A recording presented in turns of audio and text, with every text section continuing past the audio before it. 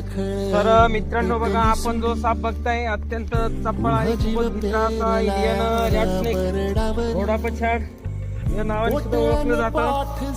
बघा, लाईटच्या पेटीमध्ये अटकलेला होता आणि आपण बघा डोसचा योग्य वापर, काळजी घेण्याचा अनुभवानुसार असा प्रेस केलेला आहे. बघा, त्याची कातील पण निघण्यावर आले, खूप धडपड करत होता. तर त्याला आपण योग्य प्रकारे एका कापडी पिशवीमध्ये टाकून घराच्या दिशेने रिलीज करणार आहे. तर बघा, आणि बिना माहिती